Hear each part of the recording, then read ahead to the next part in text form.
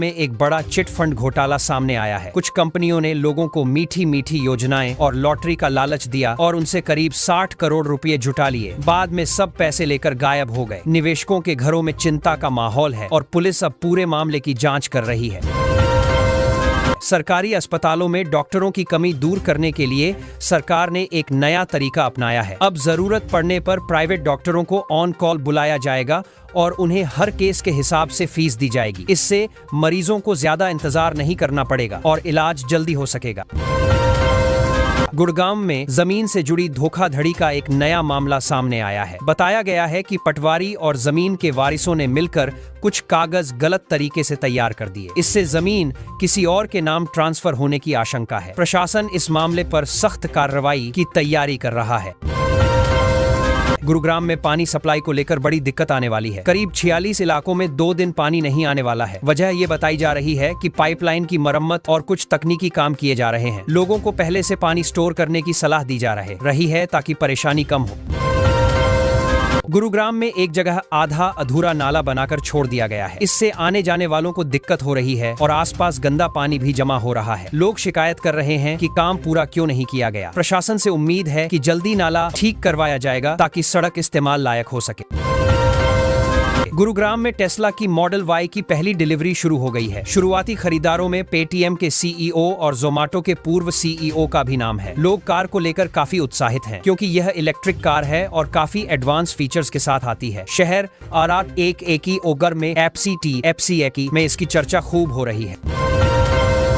गुरुग्राम में gas connection update कराने के नाम पर एक नौसेना के जवान को साइबर ठगों ने फंसा लिया। ठगों ने उनसे ओटीपी और कुछ जानकारी ले ली और खाते से 1.39 लाख रुपए उड़ा दिए। जवान ने तुरंत शिकायत की है और साइबर सेल मामले की जांच कर रही है। पर्यटन निगम की जमीन से जुड़ा एक मामला सामने आया है। बताया जा रहा है कि करीब 9 एकड़ जमीन पर लोगों ने कब्जा कर लिया था। अब आदेश हुआ है कि उन कब्जों को हटाया जाएगा। इससे पर्यटन से जुड़े कुछ नए प्रोजेक्ट शुरू करने का रास्ता साफ हो जाएगा और इलाके में विकास की उम्मीद है।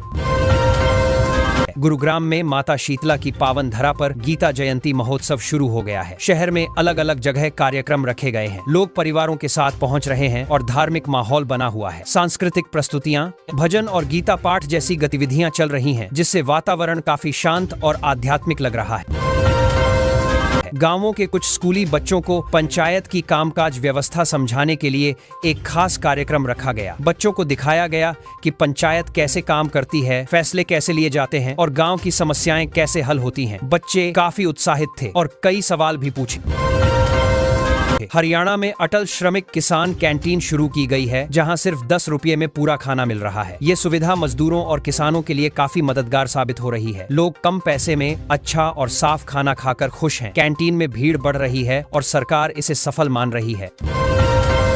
नायब सैनी बोले कि आत्मनिर्भर भारत सिर्फ नारा नहीं बल्कि पूरे देश का संकल्प है। उन्होंने कहा कि भारत अब हर क्षेत्र में खुद को आगे बढ़ा रहा है और युवाओं को भी इसी दिशा में काम करना चाहिए। उन्होंने कुछ योजनाओं का भी जिक्र किया जिससे लोगों को फायदा मिला है।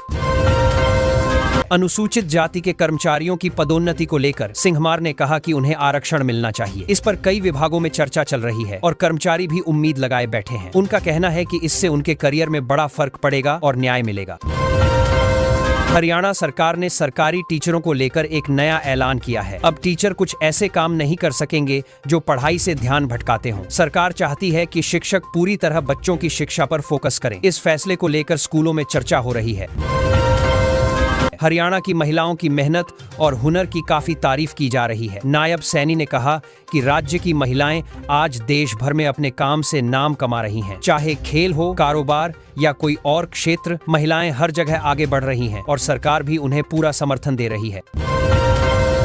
IMT मानेसर में 2 नई अटल श्रमिक किसान कैंटीन शुरू की गई हैं। यहाँ मजदूरों को सिर्फ 10 रुपये में पौष्टिक खाना मिल रहा है। इससे उनकी जेब पर बोझ कम होगा और काम करने की ऊर्जा भी बनी रहेगी। कैंटीन जिले में काफी लोकप्रिय हो रही हैं। शिक्षा महानिदेशक ने निपुण हरियाणा की मूल्यांकन रिपोर्ट पर आपत्ति जताई है। उनका कहना है कि रिपोर्ट के कुछ आंकड़े सही तरीके से प्रस्तुत नहीं किए गए। अब पूरी रिपोर्ट को दोबारा जांचा जा रहा है ताकि सही निष्कर्ष निकाले जा सके। इस मामले पर शिक्षकों में भी चर्चा है। हरियाणा में जमीन बेचने और लोन लेने का अजीब मामला सामने आया है। पहले जमीन 39 लाख में बेची गई और बाद में उसी जमीन पर 1 करोड़ रुपए का लोन ले लिया गया। बैंक को शक हुआ तो मामला खुला। अब पुलिस ने धोखाधड़ी के आरोप में केस दर्ज कर लिया है। राज्य में ठंड, धुंध और प्रदूषण का ट्रिपल अटैक देखने को मिल रहा है। AQI भी काफी खराब स्तर पर पहुंच चुका है। सुबह सुबह धुंध इतनी घनी होती है कि सड़क पर चलना मुश्किल हो जाता है। लोग मास्क पहनकर निकल रहे हैं और मौसम विभाग ने सावधानी की सलाह दी है। हरियाणा में कुछ छात्रों की स्कॉलरशिप रोक दी जाएगी अगर उन्होंने एक खास गलती की। नियमों के मुताबिक दस्तावेजों में गलत जानकारी देना भारी पड़ सकता है। छात्रों को कहा गया है कि अपने कागज सही रखें वरना स्कॉलरशिप नहीं मिलेगी। कॉलेजों में इस बात की चर्चा चल रही है। गीता महोत्सव के तहत नेचर कैंप का आयोजन हुआ, जिसमें युवाओं को संस्कृति और पर्यावरण के बारे में बताया गया। उन्हें प्रकृति से जुड़े कई अनुभव कराए गए और भारतीय परंपरा की जानकारी दी गई। युवा काफी प्रभावित दिखे और कहा कि उन्हें बहुत कुछ सीखने को मिला। नायब सैनी ने कहा कि हरियाणा अब देश विदेश के निवेशकों की पसंद बन रहा है। उन्होंने बताया कि राज्य में उद्योगों को बढ़ावा देने के लिए अच्छी नीतियां बनाई गई हैं। इससे रोजगार भी बढ़ेगा और राज्य की अर्थव्यवस्था मजबूत होगी।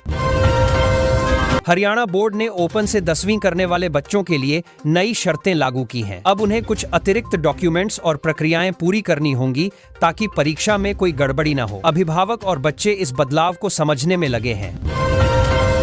दैनिक राजनीति में राहुल गांधी और बृजेंद्र सिंह की एक रणनीतिक मुलाकात हुई है। दोनों नेताओं ने कुछ महत्वपूर्ण मुद्दों पर चर्चा की। चर्चाएं क्या हुई, इसका पूरा खुलासा नहीं हुआ, लेकिन माना जा रहा है कि आने वाले दिनों में इसके राजनीतिक संकेत देखने को मिल सकते हैं। कैबिनेट मंत्री विपुल गोयल और ACI के बीच कुछ मुद्दे चले आ रहे थे, जिन्हें अब बातचीत के जरिए सुलझा लिया गया है। इससे औद्योगिक क्षेत्र में चल रही कुछ परेशानियां खत्म हो जाएंगी। लोग उम्मीद कर रहे हैं कि अब कामकाज तेजी से आगे बढ़ेगा। हरियाणा पुलिस भर्ती को लेकर हाईकोर्ट ने साफ कर दिया है कि नियमों का पूरी तरह पालन होगा। किसी तरह की ढिलाई नहीं दी जाएगी। इससे उम्मीदवारों में भरोसा बढ़ा है, क्योंकि सबके साथ बराबर व्यवहार होगा। भर्ती प्रक्रिया को पारदर्शी बनाने की कोशिश चल करती रही है। सेना के लिए जल्द ही 20 नए अस्पताल बनाने की योजना है। मनजिंदर सिंह ने बताया कि अब दवाइयां घर बैठे भी पहुंचेंगी। यह सुविधा सैनिकों और उनके परिवारों के लिए काफी फायदेमंद होगी। स्वास्थ्य सुविधाओं को और मजबूत बनाने की कोशिश की जा रही है। गांव कालरों में करीब 80 लाख रुपए की लागत से एक नया सामुदायिक केंद्र बनने जा रहा है। गांव के लोग इससे काफी खुश हैं, क्योंकि अब शादी, मीटिंग और अन्य कार्यक्रमों के लिए जगह आसानी से मिल सकेगी। काम जल्द शुरू होने की उम्मीद है। दिल्ली के MCD उपचुनाव के 12 वार्डों में मतदान शुरू हो चुका है। सुबह के मुकाबले दोपहर तक वोटिंग की रफ्तार बढ़ रही है। राजनीतिक पार्टियां अपने अपने तरीके से वोटरों को बाहर ला रही हैं। माहौल में हल्का सियासी जोश भी देखने को मिल रहा है। आदमपुर पॉलिटेक्निक में क्विज और मॉडल प्रतियोगिता हुई, जिसमें छात्रों ने बढ़ चढ़कर हिस्सा लिया। कॉलेज ने ये प्रोग्राम इसलिए रखा ताकि बच्चों की सोच, क्रिएटिविटी और टेक्निकल स्किल बढ़े। टीचर्स ने हौसला बढ़ाया, प्रदर्शन पर सलाह दी और सभी को सीखने का अच्छा मौका मिला। गुरुग्राम में ओल्ड मेट्रो प्रोजेक्ट की रफ्तार बढ़ी है। पहला पिलर बनाने के लिए खुदाई शुरू हो गई। पूरा काम 4 हिस्सों में बांटा गया है ताकि निर्माण सही तरीके से हो। लोग उम्मीद कर रहे हैं कि मेट्रो शुरू होने पर रोजमर्रा की यात्राएं आसान हो जाएंगी। स्कूल में नई सुविधाएं जोड़ दी गईं, जिससे पढ़ाई का माहौल काफी बेहतर हो गया है। बच्चों को साफ क्लास, बेहतर रोशनी और जरूरी संसाधन मिलने लगे हैं। टीचर्स कहते हैं कि ऐसी सुविधाओं से पढ़ाई और समझ दोनों में असर आता है। माता पिता भी खुश हैं। साइबर सिटी गुरुग्राम में प्रदूषण बढ़ने पर निगम ने एंटी स्मॉग गन लगा दी है। इसका मकसद धूल और जहरीली हवा पर काबू पाना है, खासकर निर्माण और ट्रैफिक वाली जगहों पर। लोग उम्मीद कर रहे हैं कि इससे सांस लेने में आराम मिलेगा और प्रदूषण कम होगा। मानेसर इलाके की हवा इन दिनों काफी खराब बताई जा रही है। फैक्ट्रियों, भारी वाहन और धूल के कारण पॉल्यूशन बढ़ा है। लोगों को खांसी और आंखों में जलन की शिकायत आ रही है। प्रशासन ने मॉनिटरिंग बढ़ाई और सुधार के उपाय करने की बात कही है।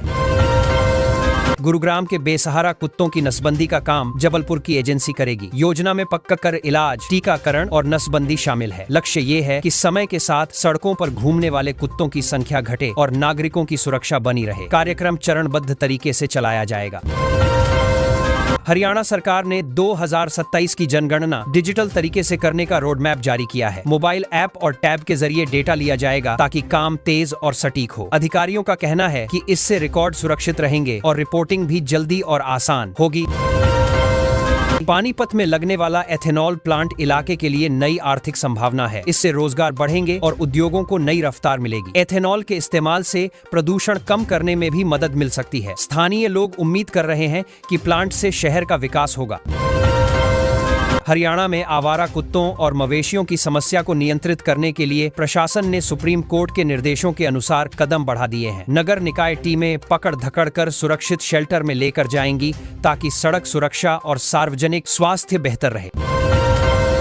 हरियाणा में गेहूं की बुआई लगभग पूरी हो चुकी है और किसान इस साल खुश हैं। मौसम ने साथ दिया, मौसम ने साथ दिया, सिंचाई बेहतर रही और काम समय पर हुआ। किसान उम्मीद कर रहे हैं कि पैदावार ठीक ठाक होगी। कृषि विभाग ने उन्हें बीज और आधुनिक तकनीकों के बारे में भी परामर्श दिया है।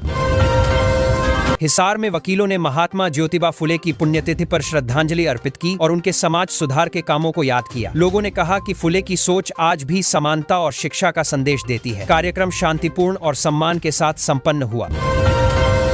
हिसार के एक CSSC सेंटर में रात के समय चोरी हुई। चोरों ने ताला तोड़कर कंप्यूटर और कीमती सामान उठाए। सुबह पता चलने पर सेंटर संचालक ने पुलिस को बताकर रिपोर्ट करवाई। इलाके में सुरक्षा बढ़ाने और CCTV जैसी व्यवस्थाएं मजबूत करने की मांग उठ रही है। गुरु जम्भेश्वर विश्वविद्यालय की महिला फुटबॉल टीम ने खेलो इंडिया में अच्छा प्रदर्शन कर पदक पक्का कर लिया। खिलाड़ियों की मेहनत और फिटनेस से जीत मिली। कॉलेज और परिवार वाले खुशी जताते हुए जल्द ही सम्मान समारोह की तैयारी कर रहे हैं ताकि खिलाड़ियों का मनोबल बढ़े। हिसार में संजीव भोजराज ने नशे के खिलाफ बोलते हुए कहा कि नशा समाज के लिए बुरा है और इसे मिटाने के लिए सबको मिलकर काम करना होगा। उन्होंने युवाओं को जागरूक करने और परिवारों को सहयोग देने की अपील की ताकि नशे से जुड़े मुद्दे कम हों। हिसार के किसानों ने पानी और नहरों की सफाई की मांग को लेकर धरना दिया। उनका कहना है कि नहरों में जाम और गंदगी से सिंचाई प्रभावित हो रही है, जिससे फसलें प्रभावित हो सकती हैं। कई बार शिकायत के बाद भी तुरंत समाधान नहीं हुआ, इसलिए किसानों ने आवाज उठाई है। गुरुग्राम में भगवत गीता पर हुआ कार्यक्रम बड़ा सकारात्मक रहा। विकास अरोड़ा ने कहा कि गीता सिर्फ किताब नहीं, जीवन को सही राह दिखाने वाली सीख है। लोगों ने ध्यान से बातें सुनी और कई ने कहा कि गीता के विचारों से जीवन में शांति और समझ आती है। गुरुग्राम के लोगों ने शिकायत की है कि सड़कों पर अंधेरे हैं, जबकि कुछ पलों पर एक ही पोल पर कई लाइटें हैं। इससे आशंका है कि बजट का सही उपयोग नहीं हो रहा। स्थानीय निवासियों ने नगर निगम से सच्चाई और बेहतर मरम्मत की मांग की है ताकि सुरक्षा बनी रहे। गुरुग्राम में लॉरेंस गैंग के एक बड़े सदस्य को राजस्थान पुलिस ने उसकी गर्लफ्रेंड के घर से दबोच लिया। पुलिस ने कहा कि लंबे समय से तलाश थी और गिरफ्तारी से कई खुलासे होने की उम्मीद है। इलाके में पुलिस की सक्रियता बढ़ने से लोगों को राहत मिली है। गुड़गांव में साइबर ठगी का एक बड़ा मामला सामने आया, जिसमें 3.39 लाख रुपए की ठगी हुई। पीड़ित ने किसी लिंक पर क्लिक कर दिया और उसके खाते से रकम निकल गई। पुलिस ने शिकायत दर्ज कर जांच शुरू की और लोगों से ऑनलाइन सतर्क रहने की सलाह दी है। गुरुग्राम में बी के दीदी ने कहा कि जब काम योग के साथ और ध्यान से किया जाता है तो कुशलता बढ़ती है। कार्यक्रम में लोगों ने रोज योग करने का संकल्प लिया। सत्र शांत और सकारात्मक रहा। लोगों को रोजमर्रा के तनाव कम करने में मदद मिली। गुरुग्राम में प्रॉपर्टी टैक्स न भरने पर नगर निगम ने पिंड बलूची रेस्टोरेंट और MS साइकॉम कंपनी को सील कर दिया। निगम ने बताया कि कई नोटिस के बावजूद बकाया भरना बाकी था। कार्रवाई के बाद अन्य संस्थानों में भी टैक्स जमा करने की हलचल शुरू हुई है। हरियाणा में एक युवक ने ससुराल वालों के तानों से परेशान होकर आत्महत्या कर ली। शादी 3 साल पहले हुई थी। परिजन कहते हैं कि लगातार मानसिक दबाव था। पुलिस ने मामला दर्ज कर जांच शुरू की और परिवार को सांत्वना दे रही है। न्याय की मांग उठी है। हरियाणा में ठंड और धुंध बढ़ने से मौसम विभाग ने अलर्ट जारी किया है। तापमान गिरने से सुबह शाम सर्दी बढ़ गई है और सड़क पर कोहरा दिख रहा है। स्वास्थ्य विभाग ने लोगों को गर्म कपड़े पहनने और बुजुर्गों, बच्चों का खास ध्यान रखने की सलाह दी है। एक ज्वेलर ने NHRC में शिकायत की है कि हरियाणा पुलिस ने उस पर गलत आरोप लगाए और उसे सट्टा किंग कहा जा रहा है। उसने निष्पक्ष जांच और सुरक्षा की मांग की है। आयोग ने शिकायत पर संज्ञान लेते हुए संबंधित पक्षों से रिपोर्ट मांगी है और मामले की जांच जारी है। देश की सबसे महंगी नंबर प्लेट 1.17 करोड़ रुपए में बिकी है। एक कारोबारी ने यह खरीदकर अपनी लग्जरी कार के लिए खास पहचान बनाई। नीलामी में भारी दिलचस्पी देखने को मिली और विभाग को इससे अच्छी राजस्व राशि भी मिली। समाज में फैंसी नंबरों की मांग बढ़ी है। हरियाणा में पराली जलाने की पुरानी समस्या का समाधान खोजने के लिए सरकार ने नई योजना शुरू की है। किसानों को आधुनिक मशीनें, सब्सिडी और वैकल्पिक प्रबंधन के विकल्प दिए जाएंगे, जिससे उन्हें पराली जलाने की जरूरत नहीं पड़ेगी। इससे प्रदूषण कम होगा और पर्यावरण को बड़ी राहत मिलेगी। हरियाणा गैस सिलेंडर योजना गरीब परिवारों को राहत देने के उद्देश्य से लागू की गई है। इसके तहत पात्र परिवारों को रियायती दरों पर गैस सिलेंडर मिलेंगे।